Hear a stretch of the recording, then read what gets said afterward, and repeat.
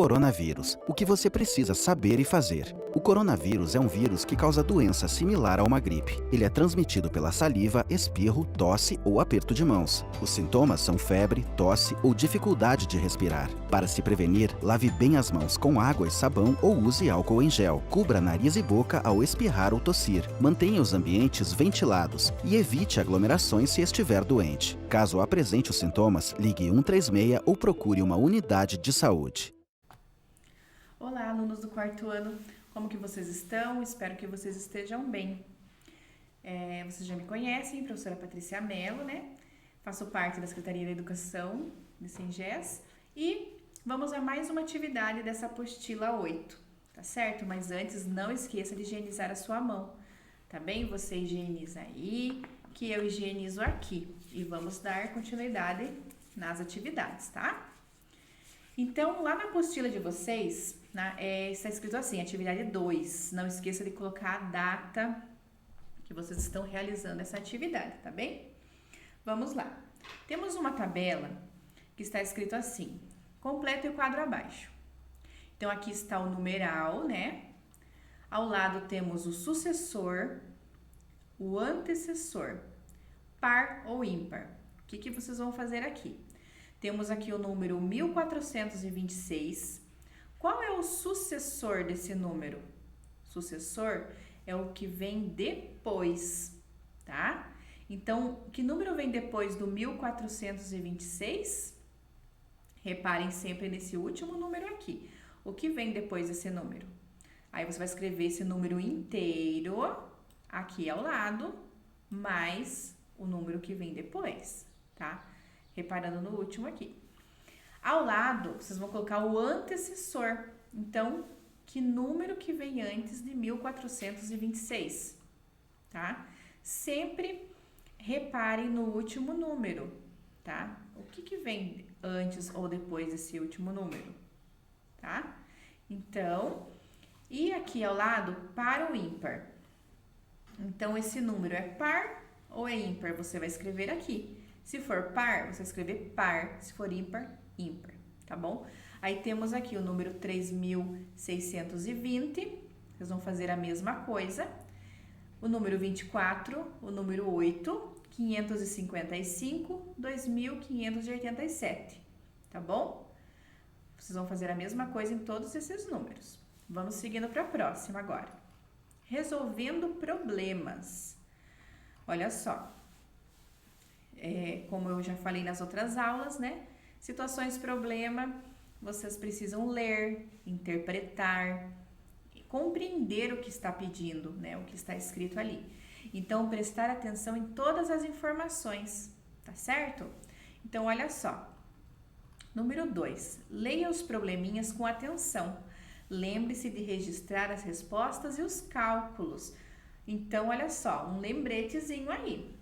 Além de vocês fazerem o cálculo, vocês vão colocar a resposta. Lembra que eu sempre falo para vocês que todo problema precisa de uma solução. E todo problema tem uma perguntinha, então você vai ter que responder essa perguntinha, tá? Porque sempre no final do problema está escrito assim, ó. Por exemplo, nesse, né? Vou ler inteiro para vocês, ó. Num campeonato de videogame, Carla fez 1.554 pontos e Dora 1.340 pontos. Quantos pontos Carla fez a mais que Dora? Olha só, temos uma pergunta. Então, após fazermos o cálculo, nós vamos responder essa pergunta, tá? Então, nós vamos responder lá. Carla fez, daí a quantidade, né, de pontos a mais que Dora, tá? Então, vamos lá para a próxima.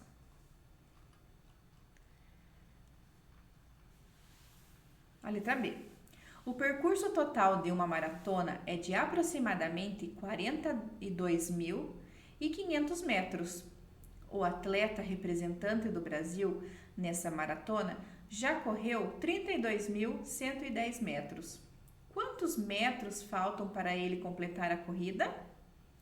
Observem lá as informações, né?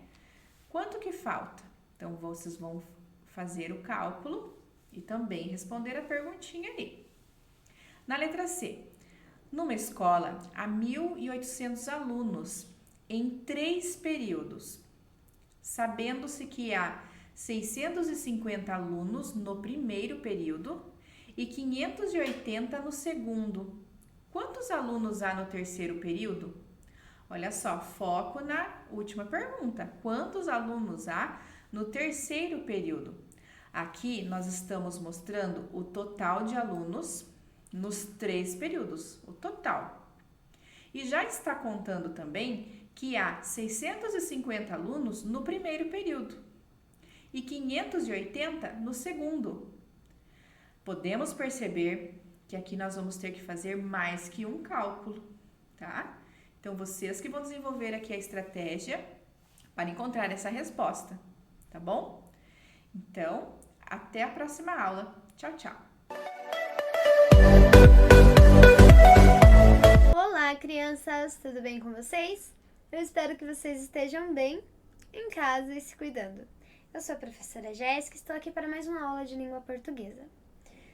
Higienizem suas mãos, organizem o material, deixe tudo certinho para que a nossa aula ocorra tudo bem, certo? Vamos lá, coloquem a data na apostila e vamos fazer a leitura. Número 1. Leia o texto Conto, A Bela Adormecida. Olha só, um conto. Antes de lermos, vamos lembrar quais são as características do gênero textual conto? O conto é aquele tipo de história que ele traz príncipes, princesas, rainhas, feiticeiras, certo? Ele tem um conflito, alguma coisa que acontece, pode ser resolvido ou não no final da história. A Bela Adormecida. Em um grande reino, ao nascer um novo dia, nasceu também uma bela princesa, a quem puseram o nome de Diana.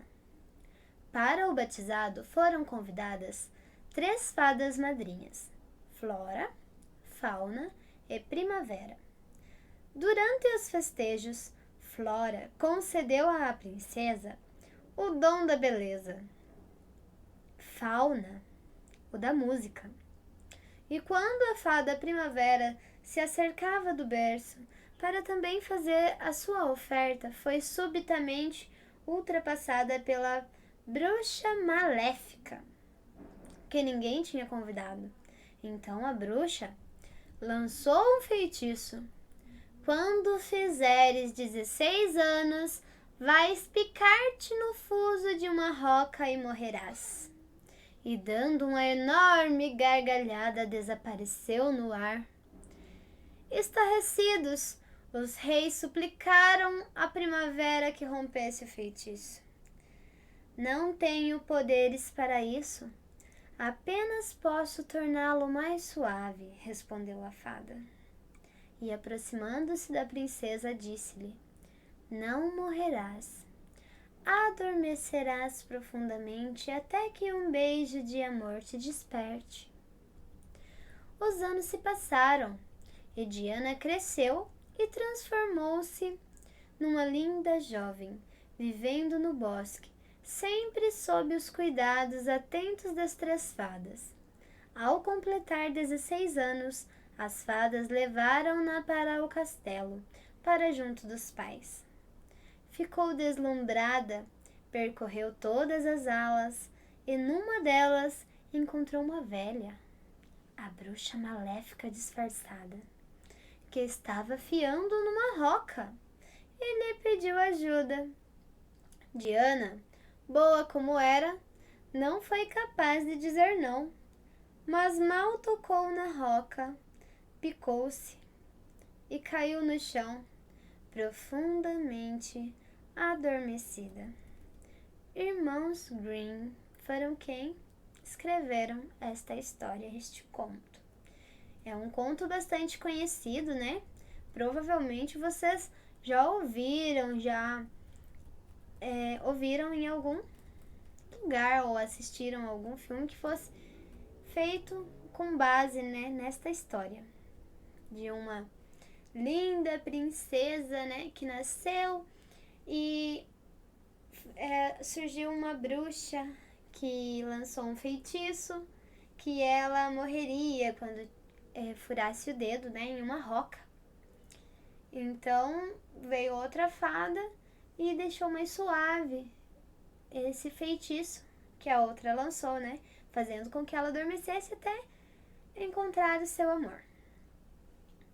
De acordo com o texto, o feitiço lançado pela bruxa maléfica foi... Qual foi o feitiço que a bruxa maléfica lançou sobre a princesa? Marquem um X na alternativa correta. Letra A. Quando fizeres 16 anos, vais picar-te no fuso de uma roca e adormecerás? Foi isso que a bruxa maléfica lançou?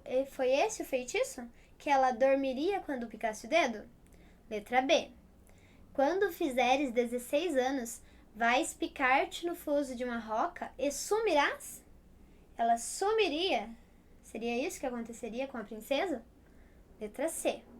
Quando fizeres 16 anos, vais picar-te no fuso de uma roca e morrerás? A bruxa falou que ela iria morrer quando ela picasse o dedo? Ou letra D. Quando fizeres 16 anos, vais picar-te no fuso de uma roca e casarás? Ela disse que quando ela picasse o dedo, o feitiço é que ela ia se casar. Era isso? Qualquer dúvida, voltem no texto, releiam, tá? Até encontrar a resposta correta e marca um X. Aqui na número 2 está escrito: leia o mito. Olha só, já apareceu mais um texto narrativo, né? Um gênero que é o mito. O mito, ele é um texto narrativo, ou seja, tem alguém contando, que são histórias que têm características místicas, ou seja, deuses, semideuses, com coisas que foram criadas que eles não conseguiam explicar pela ciência. Então, eles acabavam misturando a realidade com a fantasia e criaram-se os mitos com esses personagens com superpoderes e coisas assim. O Homem de Fogo. Apolo é um rei dos humanos. Rei sábio que sempre procurou governar seu país com os ensinamentos de Atena. Ele tem um irmão que conseguiu o poder da invisibilidade com a semideusa Minerva, prometendo-a que usaria seu poder com o intuito de fazer somente o bem, investigando os maiores segredos dos reis e rainhas da terra, evitando assim que pessoas fossem mortas nas guerras, mas não cumpriu com sua palavra. Usava seu poder para a prática do mal. Apolo não se conformava em ver seu irmão com um poder concedido pelos deuses, e ele, sendo rei, não possuía nenhuma habilidade. Foi quando decidiu ir ao encontro de Minerva, para implorar o poder do fogo. Não demorou muito em encontrá-la próxima ao labirinto de Minotauro, e foi logo falando: eu quero ter o poder de fogo. Quero ficar em chamas para que o meu domínio seja ampliado. Eu posso até lhe dar o poder, mas quero algo em troca, respondeu Minerva. O quê? A cabeça do seu irmão. Mas por que você quer matá-lo? Indagou o rei Apolo. Porque dei a ele o poder da invisibilidade para ele fazer o bem, mas usa o seu poder somente para realizar o mal e está causando desequilíbrio na terra. Procuro matá-lo há muito tempo. Dar-te-ei o poder, mas antes o traga aqui morto. Este é um mito, né? Embasado lá na mitologia grega, fala dos deuses e semideuses. Fala de que um dos deuses recebeu um poder que veio de Minerva, né? E esse poder era da invisibilidade, onde ele poderia ver o que aconteceria sem que as pessoas notassem que ele estava lá. E ele falou que usaria para o bem, mas ele usava para o mal. Quando o seu irmão queria também esse poder, ela falou que daria um poder a ele, que era o poder do fogo que ele queria. Mas, em troca disso, ele teria que matar o seu irmão, certo? Agora vamos para a interpretação. Apolo pediu à rainha Minerva o poder do fogo. Letra A. Por que ele pediu o poder do fogo para Minerva? Para ficar em chamas e destruir o seu próprio reino? Esse era o intuito deles, por isso marcam X. Letra B. Para sentir-se o rei mais forte e poderoso da região? Letra C. Para disputarem jogos com outros reis próximos ao seu reino? Ou letra D. Para cozinhar com mais facilidade e rapidez? Releia o texto se for preciso e marque um X na alternativa correta. Número 3. Leia o causo. Vamos lembrar o que é causo? Causo é uma narrativa também, alguém que conta, né? E no causo, a linguagem é de acordo com a região. Então, do jeitinho que fala, é o jeitinho que escreve mesmo. Ali vocês vão perceber no textinho que nós iremos ler. O causo, ele é passado de geração para geração, uma história que aconteceu de verdade ou não, ou acaba misturando e distorcendo o que aconteceu de acordo com uma pessoa vai contando para outra, certo? Barbeiro. Diz que um belo dia, um índio bem alegre chegou numa barbearia juntamente com um menino, os dois para cortar o cabelo. O barbeiro, gente muito buena, fez um belo corte no índio, que já aproveitou para parar a barba. Enfim, deu um trato geral. Depois de pronto, o índio chegou a vez do guri. Nisso, o índio disse pro barbeiro: Tchê, enquanto tu corta as melenas do guri, vou dar um pulo até o boliche da esquina, comprar um cigarro e já tô de volta. Tá bueno, disse o barbeiro. Só que o barbeiro terminou de cortar o cabelo do guri e o índio não apareceu. Senta aí e espera que teu pai já vem te buscar. Ele não é meu pai, disse o moleque. Teu irmão, teu tio, seja lá o que for, senta aí. Ele não é nada meu, falou o guri. Aí o barbeiro perguntou intrigado: Mas quem é o animal, então? Não sei, ele me pegou ali na esquina e perguntou se eu queria cortar o cabelo de graça.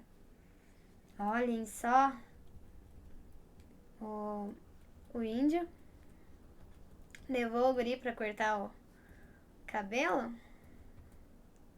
e disse que seria de graça. Então o barbeiro achou que fosse algum parente dele, naturalmente, né? E não era um desconhecido. Então ele saiu de fininho e ficou por conta do barbeiro. Certo? Agora vamos ver a perguntinha relacionada a este caso. No trecho: Tchê, enquanto tu corta as melenas do guri, vou dar um pulo até o boliche da esquina, comprar um cigarro e já tô de volta. A expressão destacada quer dizer, ou seja, a frase que ele falou, já tô de volta. O que significa isso? Que ele iria demorar a voltar? Que ele iria ficar parado? Que ele iria voltar logo? Ou que ele iria embora? Marque um X na alternativa correta. E agora, a história em quadrinhos. História em quadrinhos é aquele textinho narrativo onde a fala dos personagens está organizada em balões. Cada balão tem o seu significado, o formato do balão tem o seu significado e as imagens representam muito as expressões dos personagens, certo? E as histórias em quadrinhos são todas organizadas, como o próprio nome diz, em quadrinhos. Cruz credo! Pra que tudo isso? Foi a Magali quem falou, então a Mônica respondeu: Vai ver, ele é gigante. Então elas imaginaram uma pessoa bem grandona entrando pela porta. Tá, já não tô gostando disso. É melhor a gente sair daqui. Espera, Magali. Olha aqui. O que tem? É uma porta de entrada igualmente grande. Mas olha bem, não tem degrau. No primeiro quadrinho, a expressão cruz credo significa que Magali, quando a Magali falou aqui, ó, nesse primeiro quadrinho, cruz credo, pra que tudo isso? O que significa? que ela estava com medo, que ela estava com vergonha, que ela estava admirada ou que ela estava sorrindo? O que vocês acham quando ela falou cruz credo? O que ela estava sentindo? Eu espero que vocês tenham entendido. Essa foi a nossa aula de hoje. Qualquer dúvida, pergunta para a professora da turma de vocês. Um beijão e tchau, tchau!